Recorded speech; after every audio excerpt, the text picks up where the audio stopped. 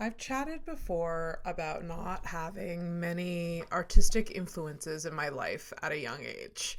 I was creative and loved the arts, but my outlets were limited.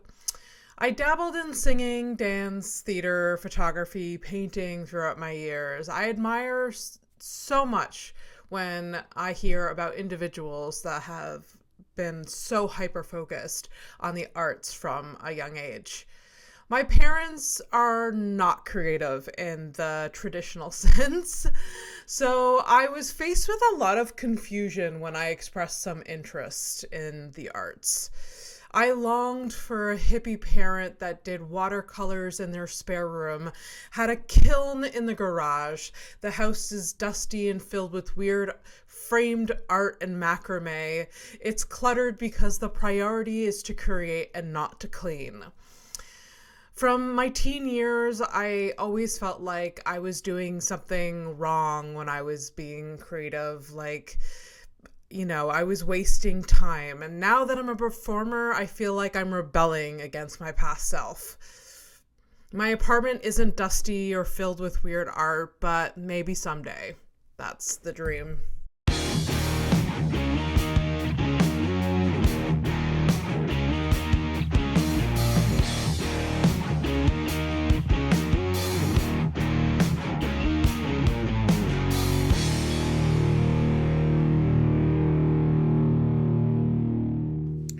Hey y'all, just so you know, the audio isn't great in this episode. I tried my best, something went wonky, but it's here. It's a great episode. I really hope you enjoy it.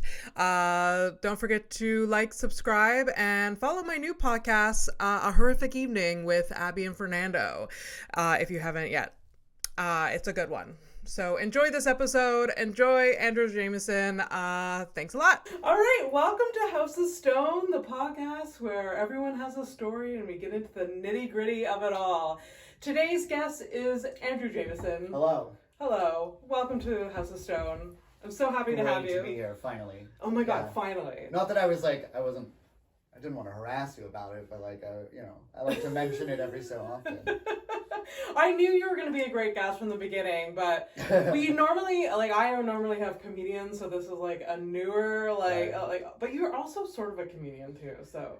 I'm an entertainer. Yeah, entertainer. Right? I'm an entertainer. I'm comfortable with a microphone. Yeah. You like the whole. I have been funny. You like being the center of attention. Do I ever? Do you? Do I ever? On that note, I have a little bit of an intro of Andrew for all the listeners, for those people that don't know who Andrew Jamieson is. Andrew Jamieson is a Montreal-based multidisciplinary artist specialized in immersive storytelling. He is also the creative director of Forget the Box and a classically trained Antagonist. Andrew and I first crossed paths because of a simple social media post. We won't edit that out. Andrew was looking for a writer or contributor for Forget the Box, a Montreal-based platform focused on highlighting the Montreal Arts Scene. And since I pretend to be a writer from time to time, I DM'd you. I was blown away by his enthusiasm and passion for the arts. Since that, him and his bestie what do we call Dawn? I call Dawn plenty of things. FTB. She's the editor-in-chief. Editor-in-chief. So partner in crime in the project for Forget the Box. They have been both such a big supporter of mine, and I have really, it's meant so much to me the past year, all the help that you've given me. Vice versa. Same. Yeah. Yeah. I mean, we wouldn't be where we are if it weren't for people like you from the start. Right? I mean, I'm sure you would be. Not where we are right now. Maybe a few months behind. But anyways, it's meant so much to me that we've been able to collaborate, and I'm so glad to have you here again. I'm stoked. Thank you. As you know, so we always have a theme, and the theme today is very loose. I want to talk about the Montreal Arts Scene, and I also want to talk about you being an artist in general. The title of this episode, I think, is going to be, it's a working title, I think, Art Baby, because you... Excuse me. Because you've been part of the art scene since you were a baby. Born, yeah. So tell me where it all got started. A long time ago. I was born into the arms of a writer. Yes. And so I was influenced very early on. I am just an influenced person, right? And I was trained to be influenced, which I think is like for me What the does key. What does that mean? Like trained to be influenced? So when I grew up, I mean, I can definitely attribute this to my mother. There was an exposure to music, books, films, all things that she loved so much. Yeah. She shared them with me like you would share them with a friend. Do you know? Okay. So I saw how much they influenced her, and I understood that. So obviously there's some of those things that, you know, they're right deep down in my DNA. My father was the same. Introduced me to things that he was passionate and excited about.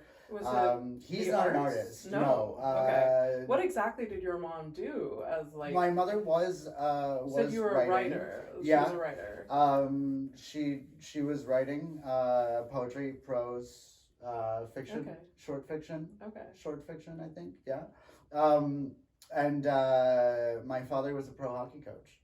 It was a what? Pro hockey coach. Oh, okay. Yeah, I'm split right down the middle between jock and artist. Okay. I love that. Yeah, and so like I really appreciate the fact that they, you know, and maybe having younger parents, like they shared with me things that excited them. You know, if we went on a road trip, my father and I, he would play all of his favorite music and tell me why it's his favorite.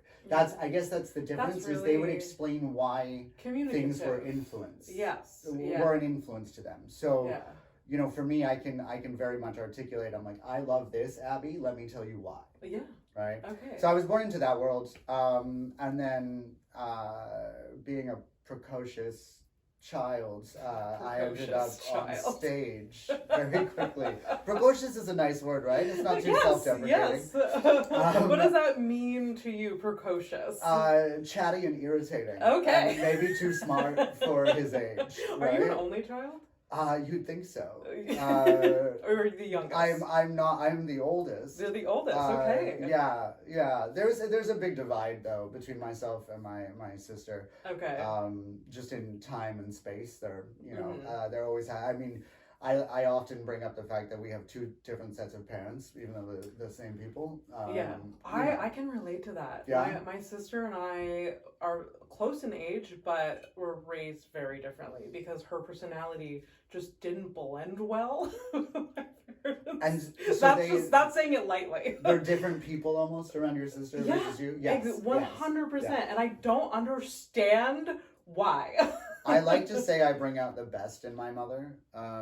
Okay. My mother actually, she lives in the same city as my sister, lives blocks away. She plays devoted grandmother, and her mother's there too, so devoted daughter as well. But then I come into the picture, and then she changes quite a bit. Wow. Yeah, I mean we're like friends. Okay. You know. Okay. Like I said, I was super grateful that they would introduce things to me and explain why they were influenced by it, you know. That's great. It gives you that narrative behind the arts. Yeah.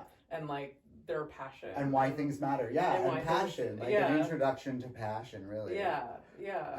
And then my mother slapped me on stage when not slapped me, that's a bad adjective. I just like immediately imagery of like you and your mother on stage, and she just like is slapping you for like dramatic effect for some reason. I'm trying to think if it's happened. I know there was one play my mother and I did together years ago. And it was a community theater Christmas show. Hansel and Gretel. And I convinced her, I got cast as Hansel, and I convinced her to audition, and she was cast as the evil stepmother. Okay. So she might have slapped me at some point on stage. But she threw me on stage when I was like 5 because I wouldn't shut up. So it seemed like a good outlet, right? And I got mixed up with some really great theater from there. Okay. And I sort of never looked back. Like I was like, I like doing it on stage. Yeah, in front of lots and lots of incredible. people. Yeah. Okay. Did your mother, like, you said that she was part of this play, but like before that, like I'm having a flashback when we were at that comedy show and like one of the comedians brought his son. You're like, oh my god, Morgan. Post traumatic stress. Yeah. Like, I'm being triggered. No, you like, know what? so your Not mother even... was like on stage and like bringing you to shows. Yeah, with her. like on the hip, on the wandering around, Okay. chatting with people. Like, I mean, you know, much younger on the, but I enjoyed it just as much as Morgan's kid did. Okay. He loved it up there. He loved it. It wasn't even like a PTSD situation. No. It was like, I've never seen that outside of my own life. This is great. Yeah. You know? It was so, like, I was, when, like, Morgan showed up, shout out to Morgan O'Shea, showed up with his son, and it was it wasn't a bar, everyone calm down. No, not a bar. It was skate shop? It was... Skate shop, record shop? Yeah. Like that? Yeah. So a very, like, put together weird show about, like, 15 people, the audience, but it was a fun very show. Small. And Morgan showed up with his son, and I get it. Like, babysitters are expensive, and right? like, it gives them stage time, and and he's up there holding his kid's hand, telling jokes about being a shitty father. Yes, like, that's amazing. I love it. That's so amazing, and I mean, his son is way too young to like comprehend what the words he's saying. I think maybe, but he'll get him soon. Yeah, he will soon. Like, he can probably he recognizes the words, but I don't think he like understands the context behind it. But anyways, it was really, really funny. I thought that kid was gonna like cause shit when when they were like walking down the street together. The kid is a mini Morgan. Like, he looks exactly like Morgan. He's trouble. They even walk the same. I don't even know if that's possible. I can say it's like a small carbon copy. Yeah. And I had to be careful because I like, as soon as that kid and I made eye contact when he was on stage, it's like we knew. We knew. And Dawn was like, Andrew, stop, like, don't encourage him, because he was acting out a little bit, but like not in a bad way, but like he was like commentary. Dawn blamed me for that. Why? So, because she said we had a connection and I was encouraging to be, and I'm like, okay, I'll look away. I don't know. I couldn't look away. It was so much, like, I'd never seen that before. Like I said, outside of. Yeah, I mean, I haven't seen it before, and I probably won't see it since. Yeah, well, I'm certainly not having a kid anytime soon. So. No. I'm not bringing any kid on stage. Yeah. I did a show yesterday where there was 2 audience members, a small show, that were in front, and they were like, it was like date night out for mom and dad, and they were like, And the kid? No, there was no kids. Okay. No, it was mom and dad were out. It was a Monday night. Ooh. Oh, wow. You gotta squeeze it in there. Hurley's Irish Pub, like an 8:00 show. Oh. Yeah. And so it was like, I did some crowd work and I found out that they were parents and they seemed like my age. And I'm like, I went into this rant about how I hate children. I was like, no, not for me. That's all they talked about on the way home. Oh, yeah. Your rant about hating children, because one of them was really into it, I bet. Yeah. Oh, yeah. I think the mother was just like, yeah, we didn't plan. Like, we get it. I don't know if she was just, like, trying to be supportive of me. Like, maybe, but after the show, she's at the bar. She's like, we're not going home. Never. We're not going home. No. Let's just buy a new house. Yes, yeah. But no, I was an inspiration. I shouldn't be an inspiration for like, oh, her life is better. Because I made it very clear that I wasn't. I also have recently had a conversation with my boomer father about not having children. That was interesting. Is he disappointed? He was confused. Oh. I don't understand. Like, what do you mean you're not going to buy a house?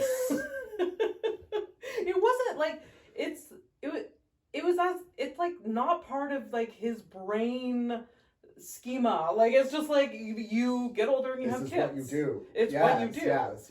You don't choose it. It's what you do. And like in 2023, he still has that mentality because he's like an older guy. What about your sister?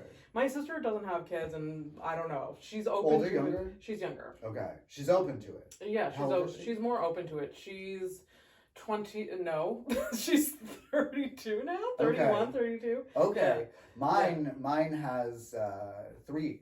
Okay. Married. Oh, holy shit. House, mortgage, 3 children. Yeah. Yeah, holy shit, right? Yeah, holy shit. But she had enough for whatever I was supposed to have. So yeah. Oh yeah. it's all set. The pressure's off. My mother has enough grandchildren, Okay, and that's good. all that matters. That's, you know, that's all that matters. it's all that matters. You need to tell me more about having an artist mom. Like, how was that? Like, I know you said that you liked it, like they influenced you, but she's an insanely creative person. Yeah. I mean, like, so I will talk about her more than anything. My father influenced the athletic side of me. Okay. I did grow up playing sports all the way until I was like too broken to do it or aged out. Amazing. I love sports, but Susan influenced that, you know, and then eventually this is the career path. Yeah. So my mother, she's a very creative person. I have to say that, like, it's funny, I don't often talk about growing up in the arts because the artistic community is one populated by people that have struggled, are marginalized, that's true. are underprivileged. And for those not watching the video of this, like, I'm incredibly white and cis and male, and so I don't often like to, but there was a privilege involved, obviously, like a privilege of money, time, anything, but yeah, my mother was really encouraging. I look back on it now. At the time I hated it. I was a big quitter of a lot of things. I was too.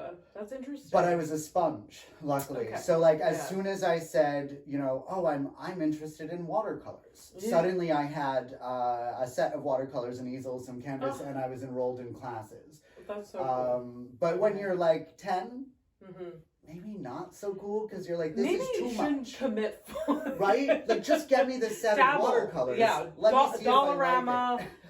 Watercolors, fine. Experiment with Let those. him do his thing for a bit. So it was often, you know, and I'm sure she had her reasons, but it was often like a lot. Yes. And at the time, I like I said, I quit a lot of things.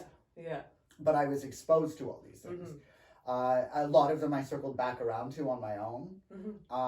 But I would say that was the, like, growing up in the arts, that was the biggest thing, is just the exposure to everything. That's the thing I'm most grateful for.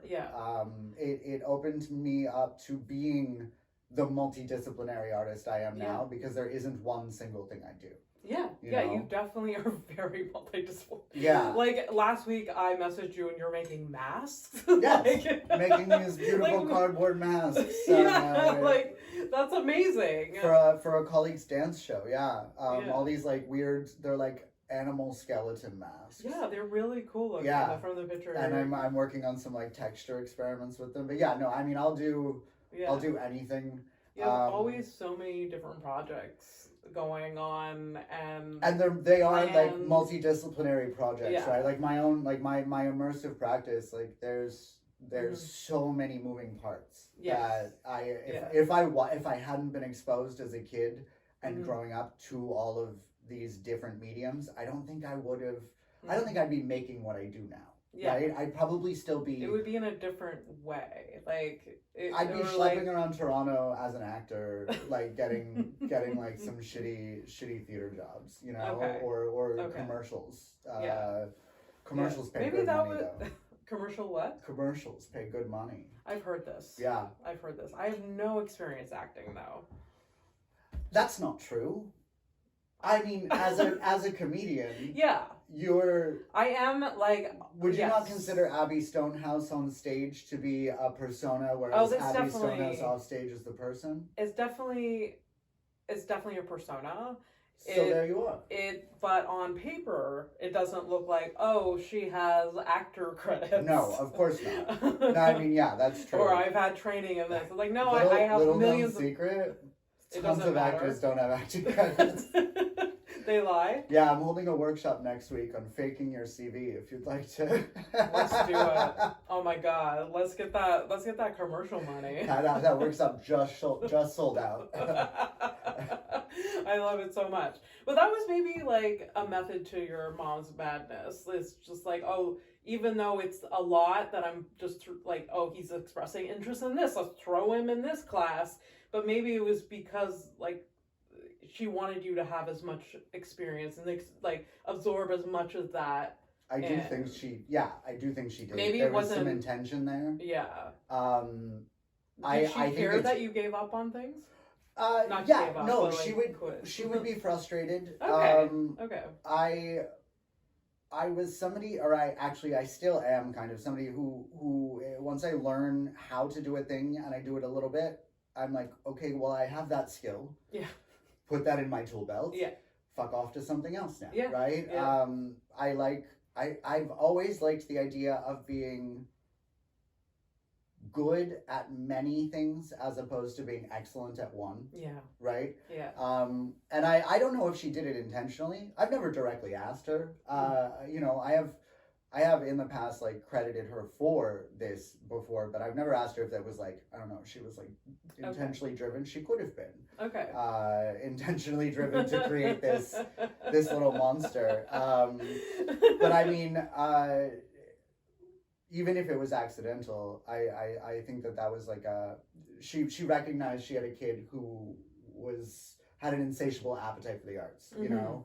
Amazing. I think she was just trying to keep me busy. Okay. As we said, I was a precocious child. I talked a lot. That hasn't changed. So she figured if we give him an outlet constantly. It's funny how, like, I mean, you're in your early 30s or late? Okay, right. Early 30s. When growing up in the 90s, talking a lot was a negative thing. Right. Now, I make money because of it. We figured out how to do it for a career, right? It was so negative, like in elementary school, just like, oh, you know, this person's chatty, like dial it down, but like. I remember playing sports, traveling to hockey games, lacrosse games, shit like that, and if I was traveling with another family, they would openly talk about dreading it because Andrew doesn't shut up. I'm like 10. Oh no! Andrew doesn't shut up. Oh my god! Fuck them. People pay to listen to me now. Yeah. So yeah, exactly.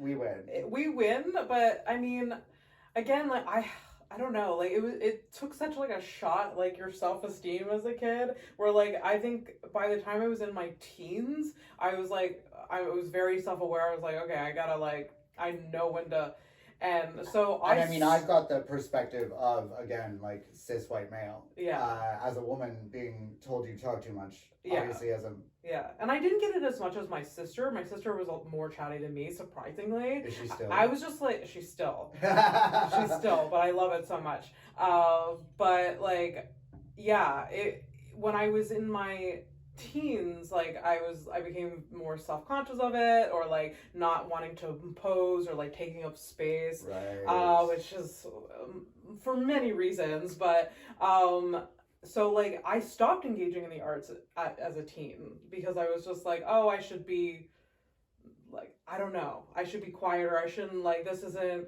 I don't know, I don't want this attention or whatever, because it was always seen as negative. Right. So I mean, I did some plays in high school, and I was gonna ask, did you get drawn onto the stage at any point? You must have been chatty. I did. Yeah? So when I was a kid, I was in dance. I was in I took singing lessons for a bit. I literally used to sing I was in choir. There was so many different things, and then in high school, I sort of like it dialed down a lot, and but I was still like part of, like, I signed up for plays, and like I'm like, this is like an outlet. So I did a lot of like background dancing in plays, and I would do some small roles, but like again, I wasn't really drawn to the acting part of it. Okay. And yeah. She's a chorus girl. Yeah, I guess so. I don't know. The feathers and the sequins. I guess so. I don't know. I mean, wrong chorus, but yeah. And I also like made like the costumes for like my high school plays. See, that's very multidisciplinary. Yeah. Right? Yeah. And going back to that multidisciplinary thing, so I am a triple threat. Like, so dancing, singing, acting. Yeah. Again, before I even was like, my mother insisted on all three. Why not? Like, if you're gonna get the training, get all the training.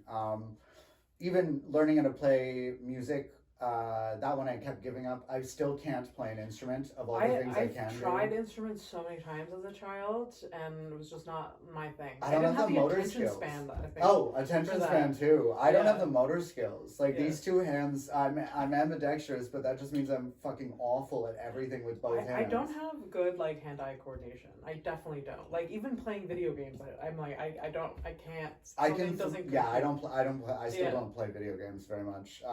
Daniel's got me into them recently, but like, Okay. it's like very much dipping my because Yeah. my mother also was like, let's not play the video games. Okay. And Yeah.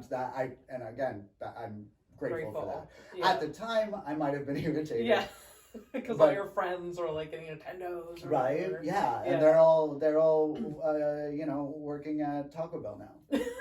They're not. They're not. That makes it sound like all my maybe friends some are of them losers. are. Yeah. And right? that's okay. We've just taken different paths. For sure. And when I was in school, like at the Randolph Conservatory, for instance, which is like a triple threat school in Toronto, Wow. they too drove home this idea of being multidisciplinary in the arts in ways that you don't. So like if you want to be in theater, you want to sing, act, and dance. Yeah. The outcomes are endless. Yeah. But one of the main outcomes is you make it somehow. That's not that many people. Yeah. The second is you make it a bit, but for whatever reason, you don't go that far or that long. Okay. So they would encourage you to learn things like sound design, lighting design, Smart. Stage management, Yeah. costumes, Yeah. and anything theater related. Learn it, because Yeah. if this is your passion, I mean, find a way to stay there. absolutely. You know? Even in like the 7 years that I've been in comedy, I've gotten so much experience in so many different areas that's not performance. Yeah. Just out of just the nature of just being part of it, like producing and like being like part of the tech, like background tech shit. Well, your been able event to production figure- skills are pretty wild. Yeah. Yeah. You definitely absorbed a lot Yeah. of that, because like, I mean, that's not something anyone's out here teaching us. Yeah. No. Although Like. I do event production consultation all throughout Montreal. Yeah. And he's very informative and very helpful. Yeah, for sure. And like, but yeah, so your events are wild.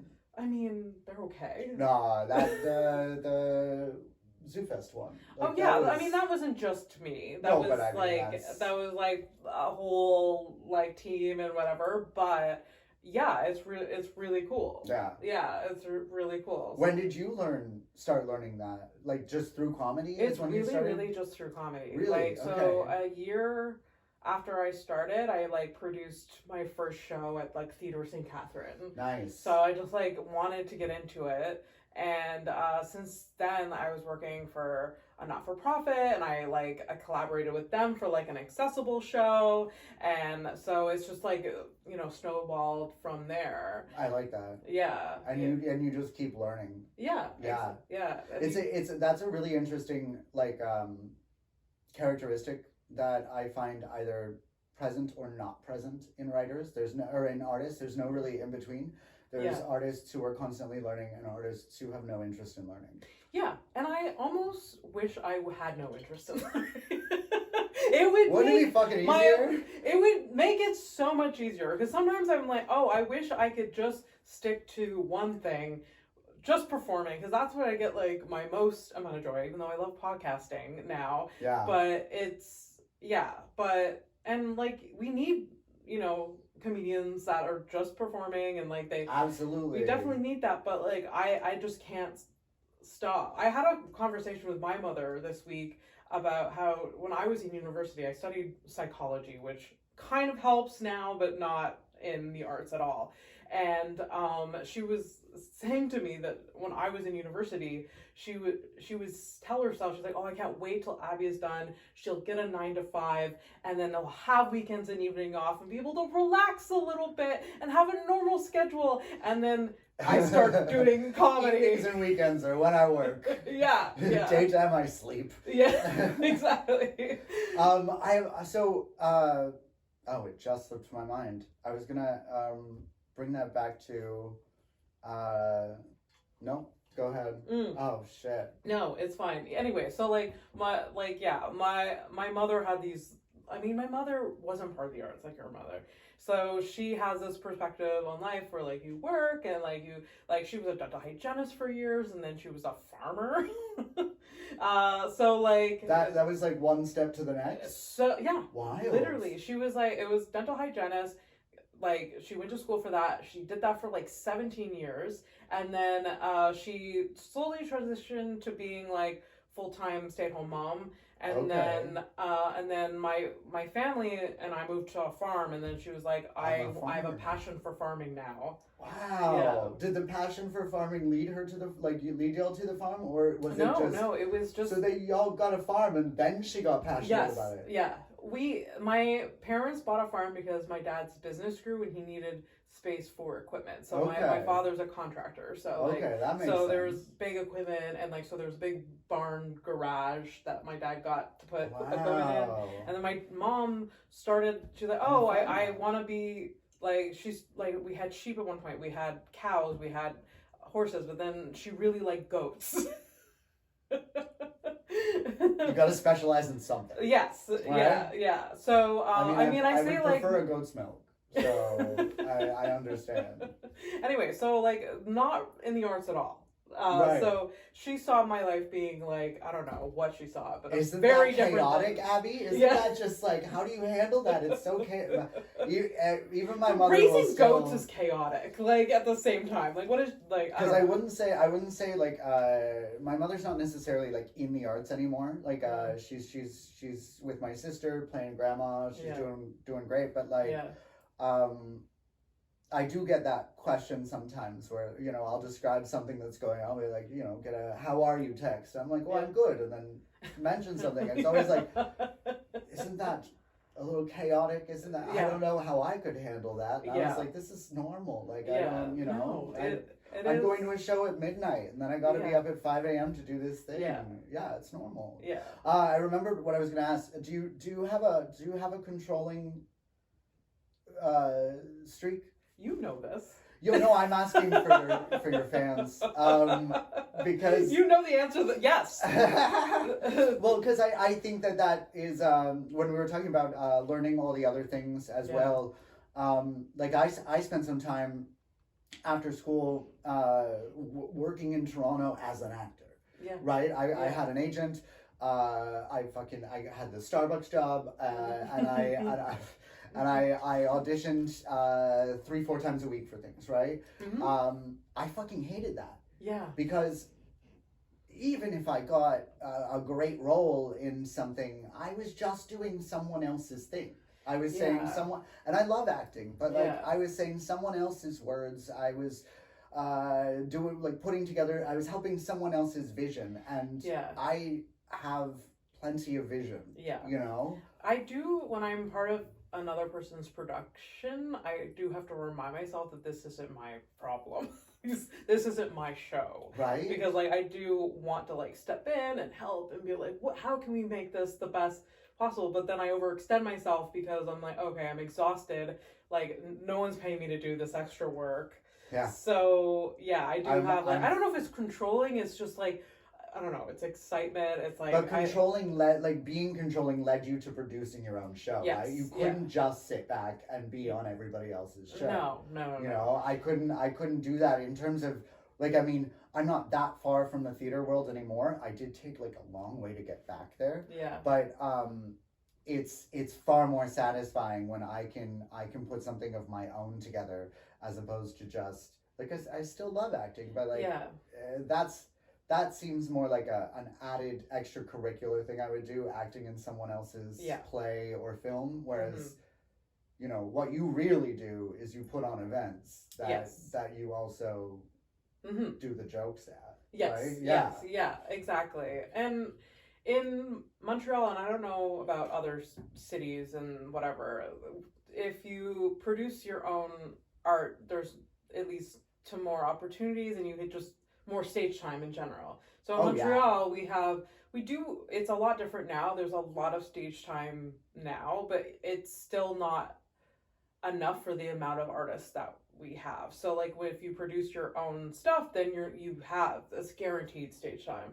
So it's a lack of like, I don't know if it's exactly the same in comedy, but I've seen kind of across the board a lack of organizers, like event producers. yeah.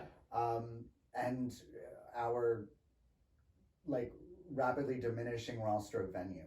Yes. In the city. Oh yes. Right? And I think that combination is starting to make it, like I said, I don't know exactly about the comedy scene. I know there are some great comedy devoted venues, obviously. Yes. But I mean, even there's just very few, like compared to other cities. yeah, Montreal. considering how vibrant the comedy community is here, you would think there was more devoted. We basically take over bars and restaurants like every day of the week to put on these like shows. And how many strictly comedy devoted venues are there in the city that you can think of? So third floor. English is third floor Comedy Nest, and that's and then the rest is just like producers hopping around. And Improv Montreal, do they have stand-up shows there still? Or they do. So that's once a week, and then there's like other like independent other shows that happen like sporadically there. That's crazy. Yeah, so there's very, very few compared to some cities, and and then we're losing places that are so comedy friendly, like Diving Bell. Yeah. Right. That's such a bummer to me. That place like really, really helped the Montreal comedy scene during the pandemic, where like, because that place couldn't have music venues, which like I feel bad for musicians during that time. Yeah. But we were able to like basically take over that place for like on and off during the pandemic. And of course that helps them, but it also helped us to like just keep going. And that space is just like turnkey, ready to go. They're really there to support the artists. They're not there for like, to make a ton of money, I have to say, in terms of like as someone who moves throughout the sectors in the community, the comedy scene is like, that is a really good community. Yeah. I mean, I'm sure. I mean, I don't know the other communities that well. Like right. Theater, I mean, the dance, I don't. They're there. Yeah. They're there. For they're sure. very insular. I find that they're very isolating as well. Okay. Coming like from the perspective of the creative director of FTB. Yeah. I notice so much more community engagement when we do something comedy related. Yes. Compared to when we do something theater related or music related, or even visual arts related. Comedians are there. Yeah. And I mean, it's a detriment at times, right? I'm sure you're on stage, you look out and it's just all your colleagues watching you. But at least they're there. Yeah. Because in the other scenes, it's almost the opposite. Your colleagues aren't there. Yeah. Yeah. So I definitely think the comedy scene, like that was great for Diving Bell, that of all scenes, it was the comedy scene. Yeah. That got, because I don't think FTB would have gotten the running start that it did if we didn't immediately start working with you and with comedy, right? Okay. Yeah. That's what I mean about your like early participation helped us, because that was a bridge. Yeah. I really like commend the comedy community for that. We're definitely in general a very supportive group. I mean, there's the odd people that they're not, they're cold, they don't give a shit about anyone but themselves. Yeah. But you need them too, though. Yeah, right? We need them too. Because who else are we going to talk shit about? Yeah, exactly. We need someone to gossip about. You know who you are, I think. We're very supportive, and I don't have anything to compare to, because all I know is comedy, and but I do know that the theater community is their energy is very different. Very different energy. And I don't know how to pinpoint it. Like, my sister studied theater, and and it was at Dawson College, and I remember going to visit her, and going down that hall, it was like everyone was just ready to pop. It was. They're all ready to pop. Yeah, For one. I mean, they're also ready to fuck. They're the horniest. They're the horniest artists. Oh yeah, I heard so much about it. Like, I have to be careful talking about maybe they theater mature, kids. but like They this don't. was like 18, 19-year-olds. Unfortunately, 45 to 60-year-old theater people are still the exact same. I won't. I'm not gonna like drag theater because that is also like when it comes to training, like education, like that was the main through line for me. Yeah. Everything I do, except for writing, stems off of theater performance, right? But I can't say that there was one group that I hated existing more than fucking theater. It's an insular and incestuous community, particularly in Montreal. Oh, really? The English theater community here is filled with talented people. Yeah. But it's an incestuous place where the biggest fish are the biggest fish, and there's no room for anyone else. That's a bummer. And you're also the biggest fish in a small pond. Yeah. You know, I did it the other way around. Like I was hitting the streets in Toronto. I was living there and struggling there and whatever. And then I decided to come, like, because that transition for me was like, I want to be an artist. Yeah. Patti Smith did it. I was reading her book, Just Kids. Yes. And she goes on quite a bit about identifying as an artist, coming out as an artist and identifying as an artist and it was doing that made me realize that what I was doing was so unfulfilling for me in Toronto, like just working as an actor that and model. Okay. I was a model as well. That's where I made all my money. And the good kind too, like the kind that can be in magazines and billboards. Okay, good. That's amazing. But so when did you decide you're like, okay, I'm an artist? And 2012. Okay. And I moved here. I'd never been to Montreal. Never. And then you decided to move. But yeah, and when you're in Toronto, everyone talks about Montreal as being like the cool place to go. Well, yeah, because What's the difference between Toronto and artistically speaking? Yeah. Montreal is where you make art. Toronto is where you sell it. You cannot find a cheap apartment and a 25-hour-a-week job and live and make art in Toronto. That's impossible. Yeah. But living in Montreal, making experimental work as well. Yeah. I've been able to be dirt poor at times, still have a roof over my head, still have food in my belly, and still be able to make my art. Whereas in Toronto, you work 3 jobs just to pay the rent in the hard-to-reach apartment you live in. You don't have friends that are geographically near you. You can't just like walk to a homie's house, you know? Your job is also a fucking hour away from you. So yeah, it's not a place for artists unless they're coming to sell their work. Okay. You know? Okay, interesting. And so when I moved to Montreal, it was like, I have so much freedom here to create. And I think that was the biggest divide, is that I didn't want to make other people's art anymore. I wanted to make my own. Okay. That was whatever that meant. Yeah. I had no plan at that point. Yeah. First thing I dove into when I moved to Montreal, I got back into writing, and then I started doing poetry and spoken word. So like clearly no fucking plan, you know? Thankfully I got out of that. The poetry phase didn't last long. Never went down the poetry route. Although I also started like an arts collective when I first moved here. Like I started big when I first got here. Yeah. Nobody knew me. I threw a show right away. Okay, you know, that's fine. But I started a collective, and we were using it to launder money for a well-known organization. This is on the internet, you know. Like we're using. No, it's already in a book. A friend of mine was writing a memoir, Tara McGowan Ross. It's called Nothing Will Be Different. It came out almost 2 years ago, just 2 years ago now. I'm in it. Tara and I came up together in the Montreal scene. She's a phenomenal writer. And she reached out to me and asked me if she could write about me in the book. And me being me, I'm like, Of course. As long as it's honest.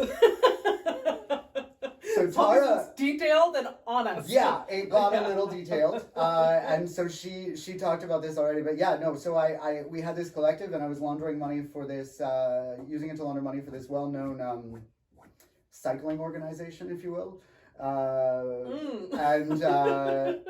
and and so I came in and I was like, I wanted to be that big fish. Okay. Because I had spent so much time in Toronto being a fucking nobody. Yeah. You know, and I wanted to be that big fish. And you wanted to, yeah. And for me, it's never just been about being an artist. It's about, like, being an artist is about the community for me. It's about, what good will you serve if you're the only fucking artist on the planet? Yeah.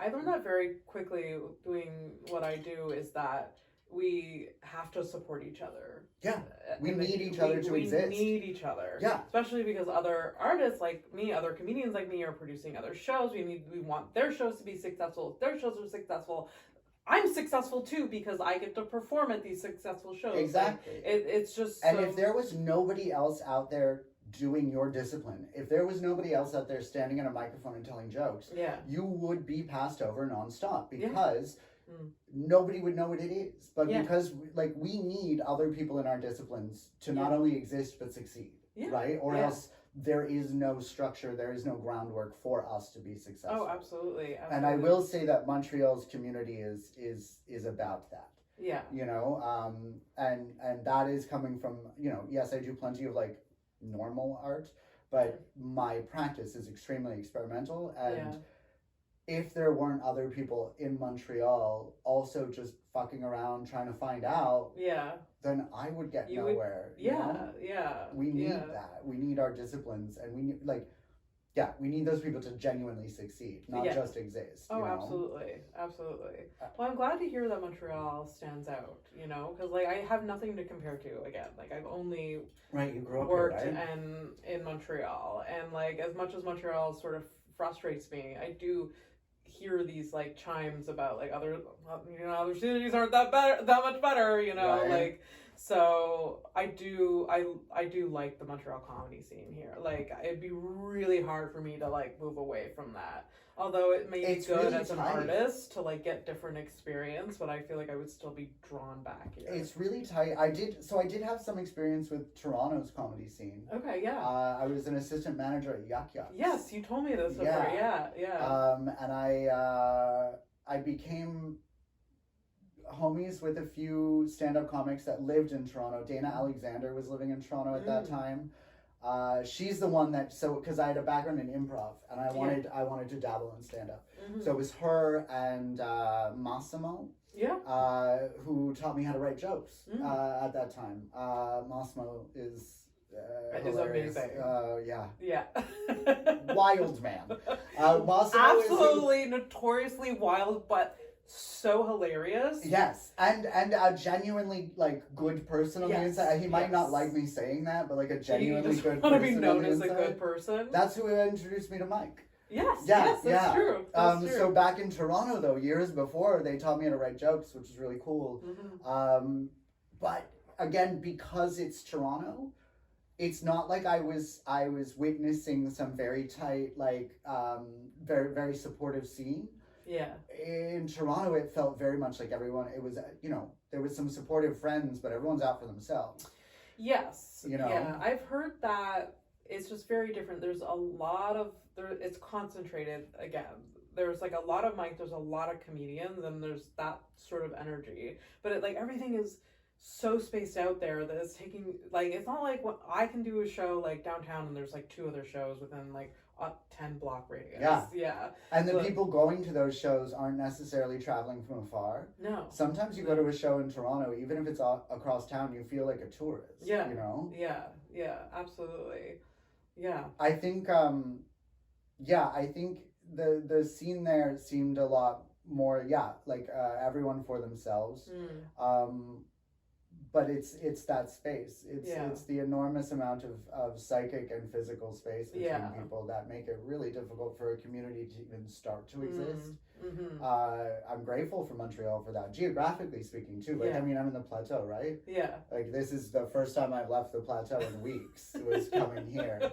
And a lot of comedians live in NDG. Like, They do. It's for some reason like, I don't know if it's because it's cheaper rent or whatever. It's gotta be like a mixture of things, right? I don't know. Because there's no more venues here than any. Yeah. No, I mean there's a park show in the summer, but there's no venue. But it's very convenient to downtown. It is, yeah, and St. Henry, which has a yes, absolutely growing number of venues. Yeah, but I mean, the plateau would be more convenient to live in as a comedian. But it'll just suck you and just, you know, I love that neighborhood, but I am the one that is like, I am the one they make the jokes about. Because like, I've gone a full year and a half without leaving that neighborhood before. Wow, what? Yeah. Really? Yeah, because, well, I mean, I'll count Mile End as part of Plateau, but like, I didn't need to. I never needed to. I did have a roommate for a period of time here, and they were originally from the Plateau, and they lived here for all of 4 months, then moved back to Plateau. I mean, when I like, there was no other option. There was like, well, you know, like, found this place, like, I'm sure you'd find something cheaper, right, closer to. It was a shock when I came back to Montreal after that, the time in Toronto in the pandemic, like, landing in NDG basically was like, why am I even here? Why did I come back if I'm gonna live in the, like, I could have lived in some shitty suburb of Toronto. It does feel like suburbs, but that's kind of what I like about it. It's you know, now that I'm gone, it's got its charm. Yeah. I think NDG's got like a nice white woman charm to it. So, you know, there's some candle shops and organic food.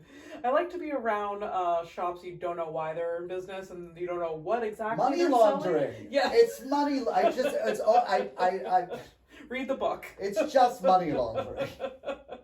Then you just show up at the shop and they just have like incense and candles and decorative things. Like, what is actually happening? Or clothing, right? Yeah, you have no business. New and vintage. Like, I don't know. Like, these are the shops that we walk by in like Westmount, close to like NDG. And I'm just like how much inventory do you actually move in a month, right? Yeah, how many of your fuzzy weird hats do you actually sell in a month?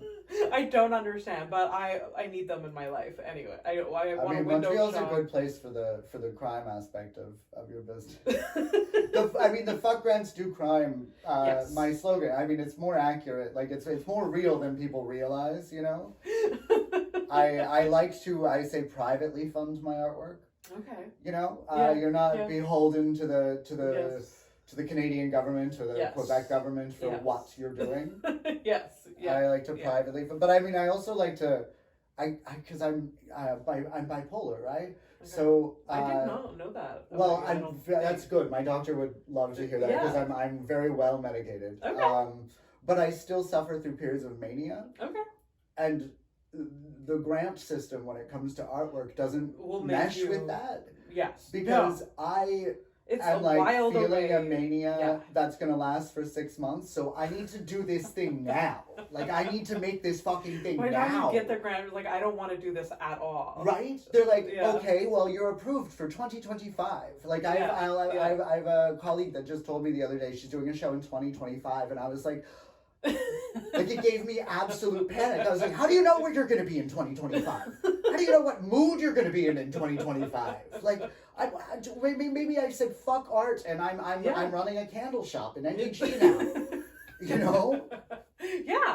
Yeah. Well, I mean, yes, I kind of like that though. I can relate to that because, like, I don't want to plan that far ahead because if, like, from my personal history has told me is that things can be very different in 18 months to 2 years. The only thing I'm planning 2 years ahead is my own fucking funeral. Like, that's it. You know? I'm certainly not trying to plan what fucking art I'm making in 2 years. Yeah, No, it's weird. It goes back to that it goes back to that influence and inspiration thing though. Yes. Yeah. Because, like, I'm, you know, and I'm not knocking the people that apply for grants. Yeah. I'm knocking the grant system. Yeah. But because of the, like, I want to make something because I fucking have to. Yeah. Because I must make Yeah. this, I must tell this You're story that right you're now. that inspired. Yes, Too. and that's how I've always operated. Yeah. And Yeah. so I have so much trouble in the idea of putting all this effort in to try to get approved for something that's going to be a year and a half from now. Yeah. That's really difficult. It is really, it's hard to conceptualize, but I commend all people applying for grants. Oh, Good work. absolutely. Do it. Especially since the system get is that designed bag, to make I you guess. Yeah. Make that government paper. And I'm like, I don't know. We talked about this before, but the people, I mean, that are looking at these grants, do they know whether you're going to change or something to like be a little bit right? more Are they spicy gonna pay with attention? Yeah. I don't know. Maybe they will be. I like that I'm going to be banned by all grants for saying This that. is why we talked about it before the show. Yes. We I don't know. I don't know. There are 30 minutes of talking shit about grants. I mean, they must know that they're working with artists. Like, it's going to be a little bit, like, things will be, like, a little bit. I just wonder if they're ever going to hire an artist to help approve grants. You know, like, to help go, like, because, you know, you talk to someone and you're like, you know, you're applying for a theater grant, and this person's like, I've never seen a play in my life. And you're like, why are you the one at the gate? No. Unacceptable. Unacceptable. Well, let's talk about Forget the Box for a bit. How did that all, how much can you tell? How much did it, I mean, I can tell. How did it all get started? I, through my own project, got lined up with Don McSweeney. The project at the time was a film I was trying to create. As a meta-modernist, there's like formlessness and removal of boundaries in my work. So I wanted someone, a real-life journalist, to interview myself as this character. That got me hooked up with Dawn. We met at Elsie's in the plateau around the corner from my place. We filmed it. She wrote this great piece for Forget the Box. At that time, it was forgetthebox.net. It was a blog among friends, we'll call it. You know, on a .net site. Yeah. And after that, I think for about 3 months after that, I had Dawn, because we hit it off. Yeah. She'd been writing for Forget the Box since 2012, I think, like 10 years at this point. And it just kind of, I mean, the magazine or the blog existed. People weren't so aware of it anymore. It wasn't really trying to cover much in the arts anymore either. But then I started sending Dawn 2 things. Go cover this show. Go talk to these people. Go do this.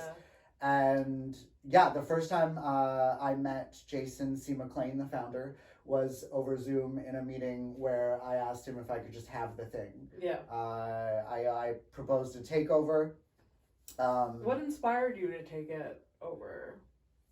It was the work with Dawn. This is going to cause me to sound more sentimental than I generally like to. What caused me is that, one, I am in my imperial phase. So I really like taking things over in general, controlling. But I wanted to expand my purview in the art scene, if you will. But I spent years in Montreal growing up without proper arts coverage in this city for the size of this city and the type of art scene it has. There's a shockingly low amount of real in-depth coverage. And I struggled with that, especially being an experimental artist myself. Like, you know, I try and explain to somebody, here, this is what I'm doing. Do you want to come cover it? And, you know, immediately you're met with, I don't understand what you said. So no. So I saw this opportunity. I had, with a previous collective, tried to start an arts magazine. And we had all the ideas, all the spirit, all the aesthetics, like everything was in place except the structure itself. The structure was weak because we didn't really know how to build any said structure. Forget the Box came with a structure. It existed. and that was good enough for me. Yeah. So I took it over February, Mm-hmm. 2023. I moved it onto the .ca. I rebranded it. Mm-hmm. I designed it with my there's nothing I won't do, right? So my low rent web design skills went to the site itself. It looks great. Thank you. Yeah. I can't wait till it looks even better. That's I mean, again, that's just like echoes like what we said about like getting experience in all of the things, right? When you're in the arts. Yeah. Like... There's nothing I won't give a shot to, you know? Yeah. And then I refocused it. So I for lack of a better term, I stripped it down. Yeah. I took out the culture aspect. I took out, they liked to cover news, local news. I took that out. Forget the box, sole focus is the arts. Yeah. Ground level, underground, and marginalized art in Montreal. Yeah. We are now branded as a magazine, online magazine. And I like to call us the most in depth. We are the only arts magazine. You are. I mean, but we're also the most in depth. Yeah, we have other, outlets covering the arts, but it's not exclusively the arts. See, I don't even like saying they cover it. I think they mention it. Like Cult Montreal mentions art. Yes. Do you know? Yeah. They're not covering anything unless it's a touring show coming in. You know? And again, it's kind of like echoing what you said, like, what was I lost my train of thought. It was just like they cover just like a little bit of it, and it's like, I don't know, there's like Forget the Box is the only one really like going in the nitty-gritty of it. Yeah. Like, and it's important. I mean, just as an example of that, like when I took over, part of the structure that existed, for instance, was the fact that there was plenty of publicists that send us stuff. Okay. But again, it was all I mean, we still get it. Stuff for like Centre Maille, different dance companies, whatever. But it's all grant funded work, essentially. Mm-hmm. It's all grant funded work, which means that they can pay for things like publicity. Yeah. Yeah.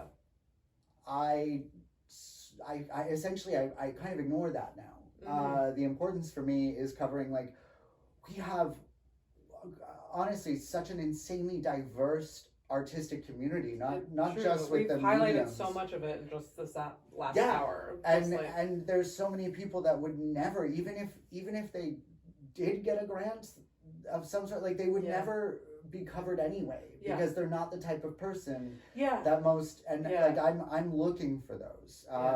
Our biggest hurdle that still exists is just getting people to know we're there and we want to talk about it. That's it. Absolutely. You know, we are growing with contributors, always looking for more. Yeah. Right. I mean, that inside community, I really enjoy the contributors, the group there. Yeah. But it's just having people reach out and say, hey, I'm doing this thing. Yeah.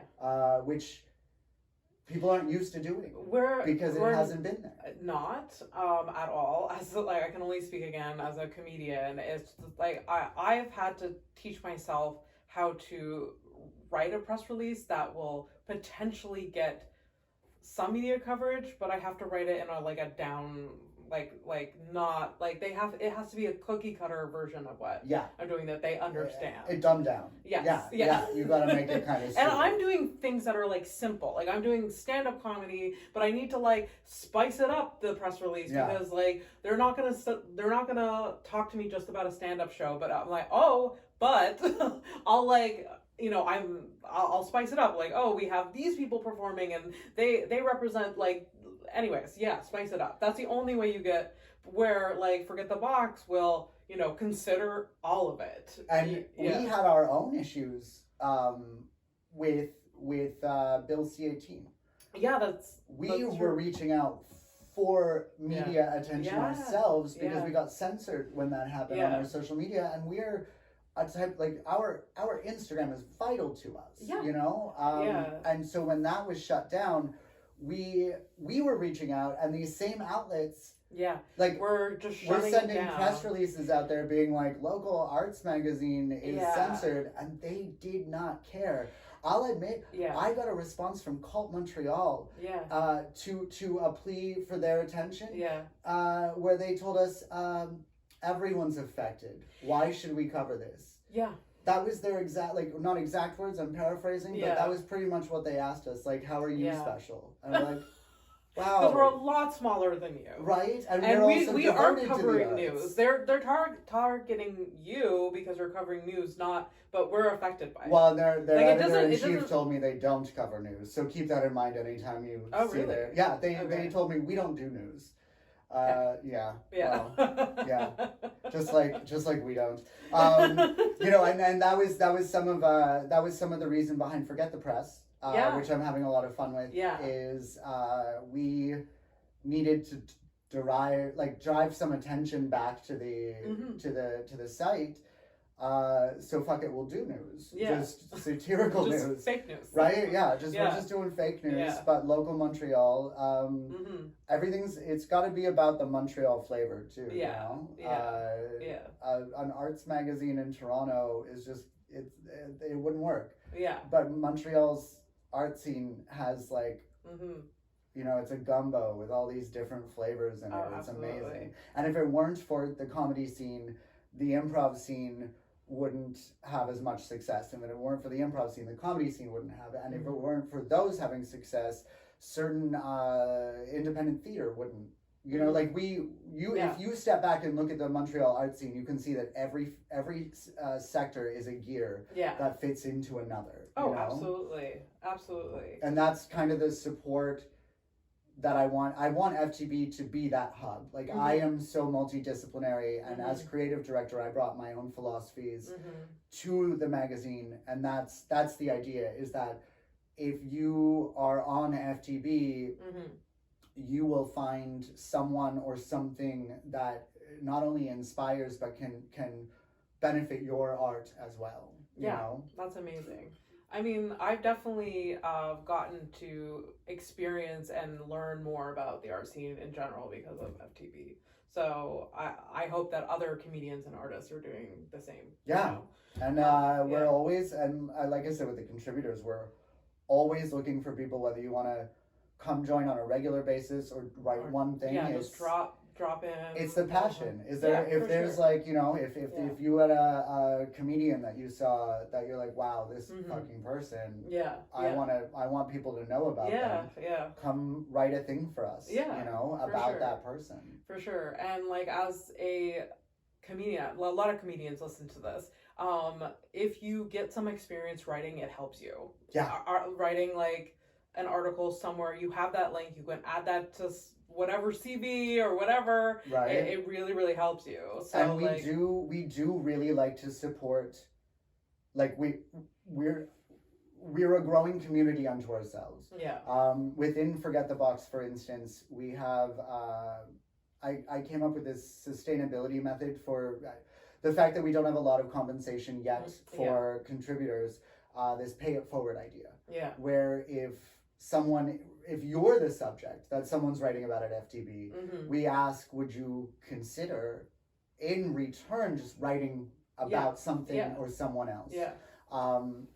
And I think that's really important, but we also go out of our way to cover the people that have given us their energy in some way. I mean, you've done that for me a lot. and I don't have any problem making sure that that's understood widely. Like if you've written for us, then of course we're going to showcase your work as well. It's a give and there's take. Like at the very least, there's the McSweeney's list that Dawn will add you to, like the events happening.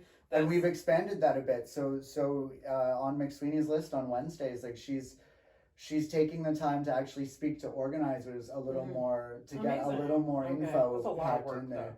Wow. Yeah, her weekly series is, because she's got the great essay at the beginning. Yeah, it's a lot of work. But she loves that. I know that she likes. She's a workhorse. Yeah.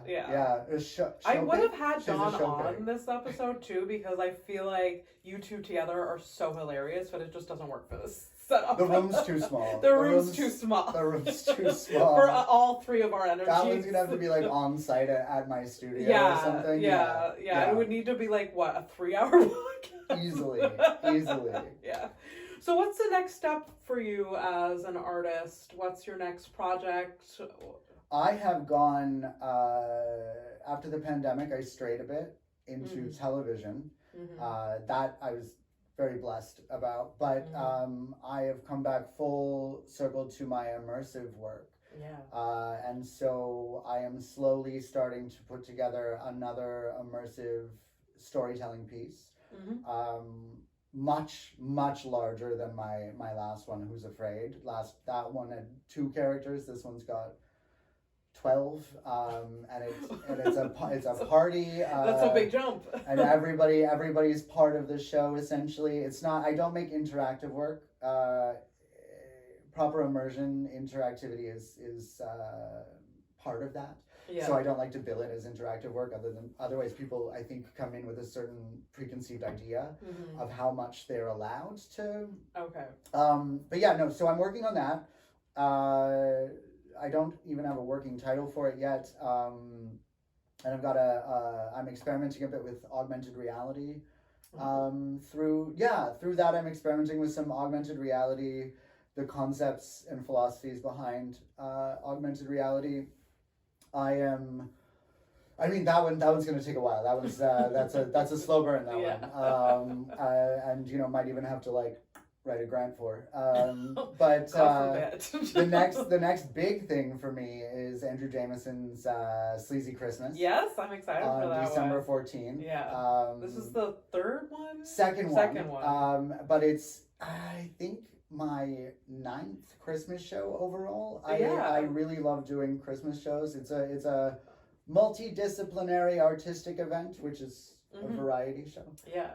Very on brand. You'll be there. Yeah, I'll be there. I'll be performing. Morgan will be there. Okay. Great lineup actually. Nagme is going to be there. Tara McGowan Ross, Mina Minu is going to do some burlesque. So we've got music, comedy, spoken word, and burlesque. It'll be second floor of Biff Tech on December 14th. Yeah. And for FTB, we are approaching 1 year in February, so we're going to do a big party. Oh, amazing. Okay. We're going to treat the last year as like a soft launch the whole year, and we're going to officially launch in February. And in the meantime, we're working on the not-for-profit registration, putting together bylaws, because we want to forget the box into territory. I want to leave Montreal with something that I never had, that the city needs. And the community needs it. So whether I sit on the board and have a hand in it, or I don't, I want to know that it will exist 10 years from now. So the best thing for us to do is officially register. I definitely think the city needs it. Yeah. So, and I think it has a lot of potential to be that, what you envision it being. Yeah, I don't think hope is a strategy, but I fucking hope so. All right. We always end the episode with 2 questions. Right. I do have to wrap up. We're approaching. It's been over an hour. It's fine. Of course it has. Of course it has. I can never stick to an hour when it's in my own studio. When I've been renting a studio, there've been flags at me, wildly get the fuck out of here. But now that it's here, I never. It's fine. It's better that way. We just let the conversation happen. Absolutely. Yeah. So we always end with 2 questions. You can choose to answer it both, just one, none of them. But I always ask, what is the hardest thing you've ever been through, and what are you most passionate about? I mean, the second one, I think... It's very obvious. I mean, art, sure. Storytelling. Yes. Is, I think, because if you know me and you've had any conversation with me, you know that I will pace around a room and tell stories all day long. I love storytelling. It's to me, storytelling is the best way to learn anything about anyone. As well. Let them tell stories, Yeah. The first one. Yeah. Since you mentioned it, I had been going over in my head because we've talked about traumas and shit before, and I'm not someone who likes to I like to address my shit. I like to get through the shit. I like to get over the shit. Yeah. And so I typically don't like to bring it up again. So I was debating what you know, because you what know, to say. we've all gone through some shit, Yeah. abusive relationships, eating disorders, shit like that. Yeah. But I think it's both the answer to that question and the answer to the opposite question is that being bipolar. Yeah. I would say that it's the most consistently difficult thing. Yeah. Just because it's never static. Yeah. Right? It gets worse over time, no matter what the medication is. But the medication can become ineffectual, can work too well, whatever. So while the disorder gets worse in your brain, the medication also has to, you know, you have to monitor a patient like that.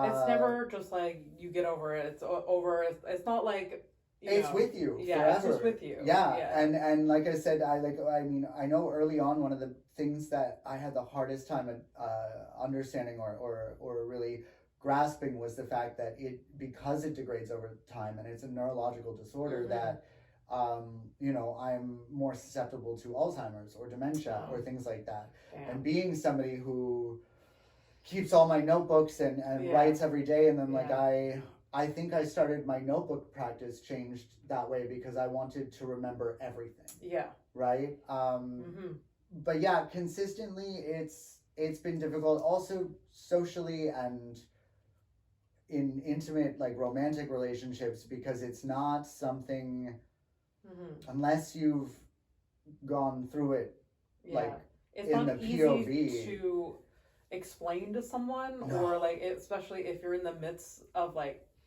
some sort of episode. It's just like if your partner can somehow separate you from like what is happening, like it could be very difficult, you know. And even as articulate as I can be after years, I still can't always explain that. And unfortunately they could go and read and study, you could go and get a fucking medical degree and you still won't really get it from the point of view of the person experiencing. So I would say like I guess it's almost cheating. It's not the most difficult thing, but it's been the most continually difficult thing.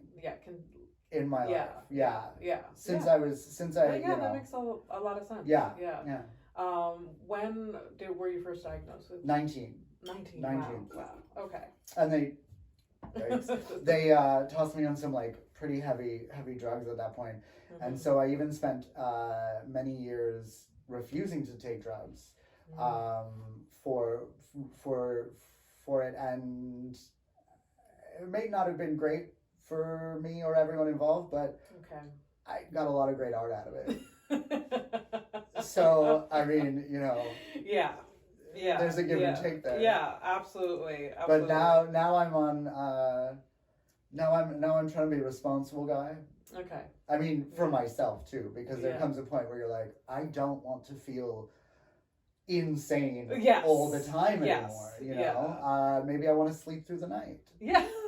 That might be ideal. That's definitely one of my like manic flags is a lack of sleep. Yeah, that's always been, even since a kid, like I was a child, like I'm like someone who does not want to sleep. Oh really? Okay. Now Seroquel knocks me right out.